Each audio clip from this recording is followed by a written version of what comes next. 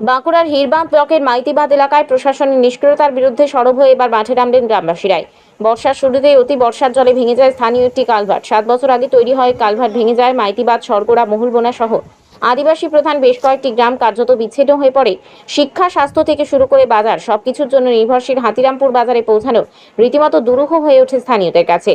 যানবাহন চলাচল সম্পূর্ণ বন্ধ হয়ে যায়, এমনকি পায়ে হেঁটে যাতায়াতও হয়ে ওঠে কষ্টসাধ্য। বর্ষার শুরু থেকে স্থানীয়রা ব্লক প্রশাসন থেকে শুরু করে গ্রাম পঞ্চায়েত ও পঞ্চায়েত সমিতির দোরগোড়ায় বারবার আবেদন জানিয়েছেন। লিখিতভাবে জানিয়েও কোনো সুরাহা হয়নি। অবশেষে দীর্ঘদিনের হতাশা ও ক্ষোভ থেকে আজ সকালেই ঝুড়ি, কোদাল, গাঁইতি হাতে নেমে মাইতিবাঁধ গ্রামের মানুষ নিজেরাই ভাঙা কালভার্ট মেরামতির কাজ শুরু করেন তারা। এই ঘটনাকে কেন্দ্র করে রাজনৈতিক তরজা তুঙ্গে উঠেছে। বিজেপির অভিযোগ, তৃণমূলের লাগাম ছাড়া দুর্নীতি ও চুরির ফলে গ্রামবাসীদের এই চরম দুর্ভোগ পোহাতে হচ্ছে।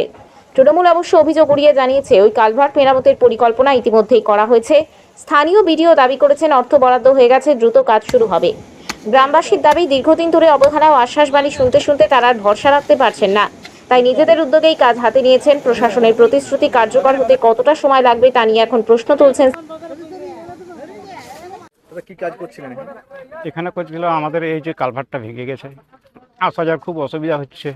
মেয়ে ছেলেগুলি যেতে পারছে না। এই যে বড়ামড়ি হাই স্কুল আছে, সেই ছেলেগুলি যাতায়াতে অনেক অসুবিধা হচ্ছে। ঘুরে ঘুরে সে ডিয়াসডি হয়ে, তাছাড়া কোনো বিকল্প কোনো রাস্তা নেই। হ্যাঁ, প্রশাসন জানা হয়েছে। 2 বছর আগে পঞ্চায়েত প্রধানকে দেওয়া হয়েছিল একটা অ্যাপ্লিকেশন, কোনো সুরাহা হয়নি। কতদিন আগে হয়েছিল এটা জুন জুলাই মাসে হয়ে গেছে বৃষ্টির জলে। এটা ভেঙে গেছে। হ্যাঁ, ভেঙে গেছে, সম্পূর্ণভাবে ভেঙে গেছে। আর রাস্তাটা কতদিন আগে হয়েছে? রাস্তা মোটামুটি 7-8 বছর পর্যন্ত এরকম হবে আর কি। কি চাইছেন আপনারা? আমরা চাইছি এই রাস্তাটি ভালোভাবে তৈরি হোক, সুস্থ হবে। কালকে বিডিও সাহেবের সঙ্গে দেখা করেছিলাম। উনি বলেছিলেন যে টাইম বিং কিছুদিনের জন্য আমরা 1-2 বছরের জন্য আমরা করব। সেরকম বলছে, আমাদের বাজেট নেই। সেই হিসেবে আমরা আসার পর একটা গ্রামের মধ্যে একটা মিটিং করেছিলাম। ঠিক আছে, আমরা এই টেম্পোরারি বেসিস আমরা রাস্তা করতে দেবো না। আমরা এই আমাদের রাস্তাটা যেমন ভালোভাবে হোক, যদি না হয় আমরা বৃহত্তর আন্দোলনে আরও নেমে পড়ব। আমার নাম কানাইলাল চড়ে। দিদি কিসের কাজ করছিলেন? এই ব্রিজটা ভেঙে গেছিল আমাদের, যে গ্রামের লোক সবাই মিলে আমরা মেরামত করলাম। দিয়ে আমাদের প্রচণ্ড অসুবিধা হচ্ছিল। স্কুল, কলেজ, হসপিটাল, বাজার, মানে জল হলো তো প্রচণ্ড, জলের জন্য খুব অসুবিধা হয়েছিল আমাদের। পুরো ভেঙে গেছে, মানে হেঁটে পেরানো যায়নি। যখন জল যায় তখন তো পেরানো যায়নি।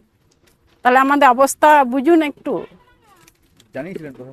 সবাইকে জানিয়েছি, কোনো কাজ হয়নি।